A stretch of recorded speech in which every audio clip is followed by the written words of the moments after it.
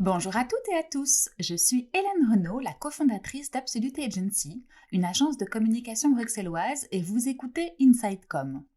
Au travers de ce podcast, nous allons parcourir les différents enjeux et les différentes facettes de la communication interne en 2020. Si vous trouvez ce podcast intéressant et enrichissant, n'hésitez pas à me mettre une note 5 étoiles sur les plateformes d'écoute ou à le partager avec des personnes qu'il pourrait intéresser. C'est super important pour moi et ça va nous aider à le développer. Merci beaucoup.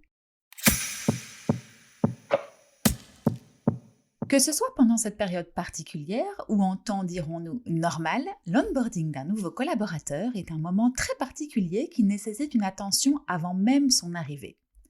C'est une étape cruciale si l'on souhaite mettre toutes les chances de son côté pour démarrer du bon pied et créer une relation saine et durable.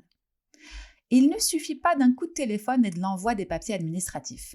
Ça se prépare bien plus en amont et le département RH doit travailler main dans la main avec le département communication interne pour une expérience réussie. Car oui, cette étape est bel et bien les prémices de l'employé expérience ou en tout cas l'une des premières impressions que le collaborateur aura de l'entreprise, la période de recrutement mise à part. Soignez donc cette entrée. Mon premier conseil sera de faire livrer au domicile de votre nouveau collaborateur tout le matériel dont il aura besoin quelques jours avant le début du contrat. Ce sera plus rassurant pour lui de pouvoir se familiariser avec ces nouveaux outils de travail avant le jour J.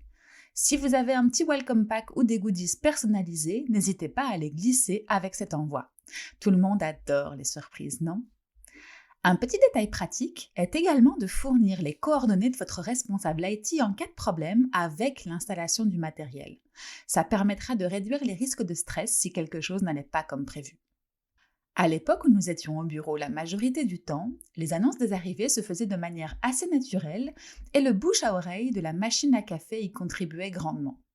Mais les temps sont ainsi et aujourd'hui, mieux vous prévenir que guérir. Ce sera donc mon deuxième conseil. N'oubliez donc pas, quelques semaines avant l'arrivée de votre nouvelle recrue, d'envoyer un mail à sa future équipe en le ou la présentant.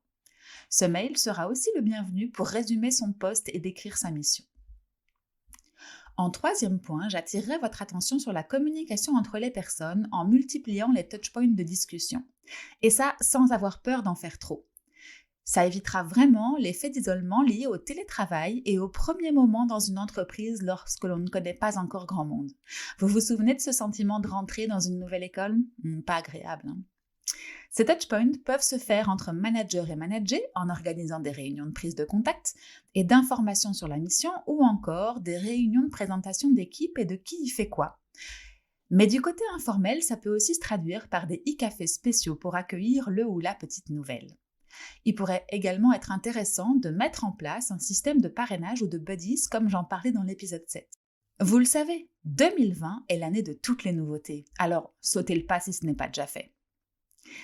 Et pour terminer, et ce sera mon quatrième conseil, en tant que communicant interne, n'hésitez pas à documenter et à vulgariser votre entreprise. Sa manière de fonctionner, son organigramme ou encore ses métiers. Mais je m'explique. Pourquoi ne pas créer une bibliothèque disponible sur l'intranet expliquant de manière ludique et pratique les différents métiers de votre entreprise ? Par exemple, des vies ma vie avec certaines fonctions ou des lexiques sur votre jargon. Les projets phares pourraient également être recensés pour garder une trace des challenges relevés par les équipes. En dehors du Covid, il me semble que c'est un véritable atout que de créer une telle bibliothèque de savoir et de connaissances pour tous les collaborateurs qui sont spécialistes chacun dans leur domaine et n'oseront peut-être jamais poser les questions de peur de paraître ridicules. Enfin bref, ce sera un bénéfice pour tous finalement. Voilà, j'espère que ces quelques conseils vous seront utiles. Si c'est le cas, n'hésitez pas à partager cet épisode ou à me le faire savoir. Et je vous dis à très bientôt dans un prochain épisode.